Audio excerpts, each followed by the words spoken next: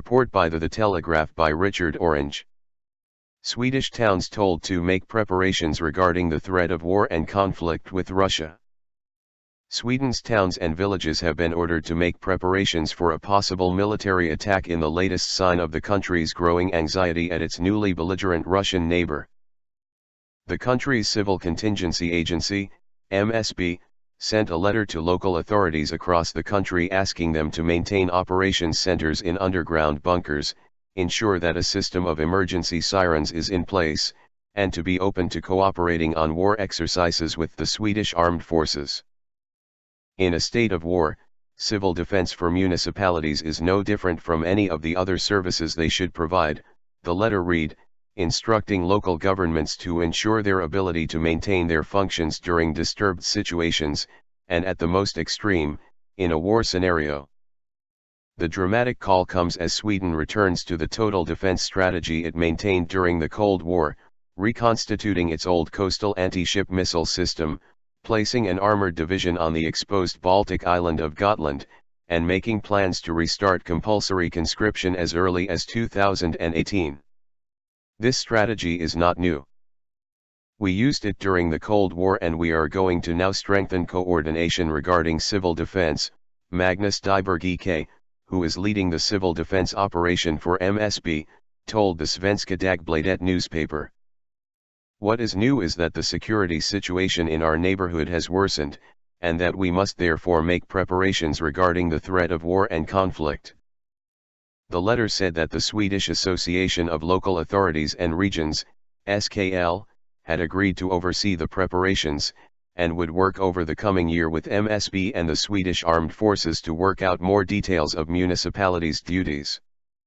These include developing a plan to maintain and upgrade emergency bunkers across the country, many of which have been sold or allowed to fall into disrepair. Operations centers in bunkers need to continue to be held in ready reserve. In special cases, decommissioning or sale can take place, but first there must be a dialogue between MSB and the local region, the letter warned. Sweden's government decided to bring back civil defense last year as part of its defense policy for 2016 to 2020. There is nothing to suggest that war is likely, but we have been given an order from the government to plan for it, Svante Werger, the press officer for MSB, told the Sydsvenskan newspaper. The letter has provoked complaints from some municipalities that they have insufficient information on what is required and have not been provided with the necessary funding. Jonas Hult, head of safety and security for the city of Malmö, told Sydsvenskan that the city still had no plans on how to distribute protective masks, vaccines, or petrol, or on how to direct people to bunkers and shelters in the event of an attack. Increasing war readiness costs money, and it's money municipalities do not have, he said. It's unfortunate that the municipalities have been left in the lurch. In 2013, the Russian Air Force conducted a mock nuclear strike against Sweden during war games which saw a contingent of Russian aircraft approach Swedish airspace after crossing the Gulf of Finland. This was one of several examples of dummy nuclear attacks against NATO and its allies in recent years, according to a NATO report. War games run by the RAND Corporation, a U.S. defense think tank, have predicted the Russian army could be in the Baltic capitals of Tallinn, Riga, and Vilnius in less than 3 days. True News Report. Sweden preps for civil war. Swedish Prime Minister Stefan Löfven has proposed sending the military into violent Muslim-controlled no-go zones to restore order as his government prepares to release a brochure that helps citizens prepare for war.